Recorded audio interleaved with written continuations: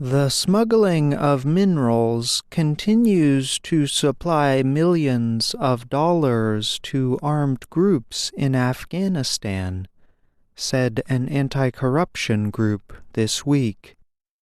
The Afghanistan Anti-Corruption Network said in a report that militant groups received at least $46 million by illegally exporting minerals and precious stones to Pakistan. The report said up to 750,000 tons of marble and talc were smuggled from various parts of Nangarhar province. Some areas of this province have active Taliban and Islamic State fighters. Marble is a kind of stone that is often polished and used in buildings and statues. Talc is used in the manufacturing of products, including plastics, paints, and cosmetics. Zemin Khan Amarkhail is the president of the Anti-Corruption Network. He told Radio Liberty's Afghanistan service that every day 500 trucks carrying stones pass through government-controlled roads and arrive in Pakistan. Each truck, he added, carries about 45 tons of stone. From there, he says, the stones are sent to European countries. The Afghan Mines Ministry says the government has banned mineral exports to Pakistan. It says it has also encouraged local businesses to invest in the sector and legally export processed material to foreign countries. Pakistan is not the only destination for smuggled minerals.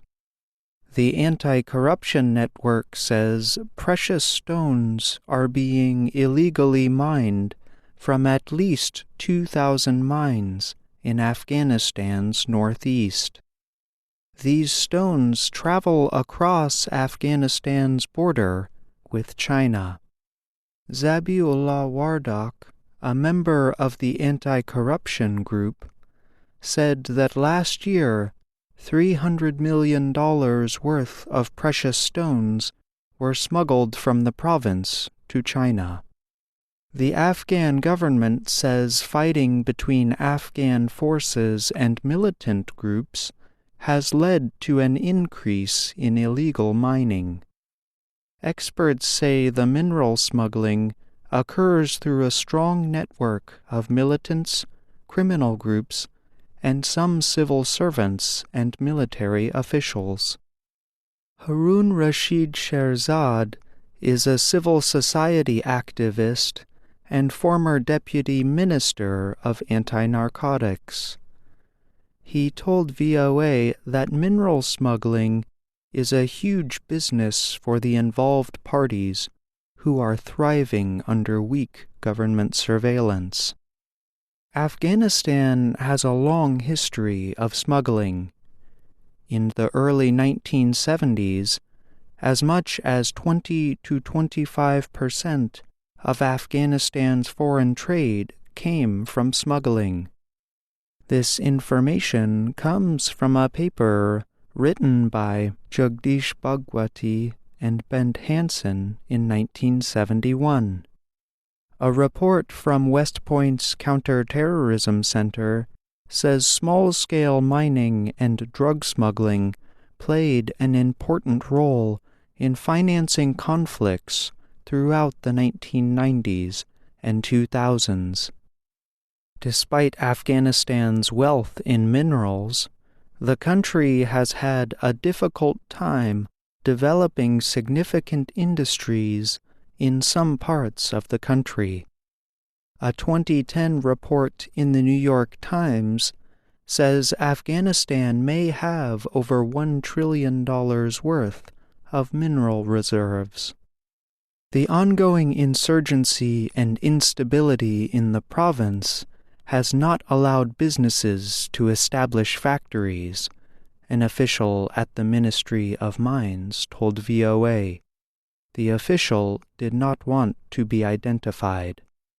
Experts say that continued smuggling and border corruption are not only fueling conflict, but costing Afghanistan millions of dollars.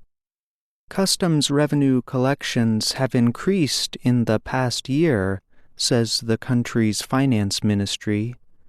However, the country still loses large amounts of tax revenues due to smuggling. Surveillance is weak at the borders. An individual with a license to export 100 tons of stones would be able to export 1,000 tons instead, Sherzad, the civil society activist, said. Corrupt officials turn a blind eye to illegal exports and, in return, they too benefit from it. I'm John Russell.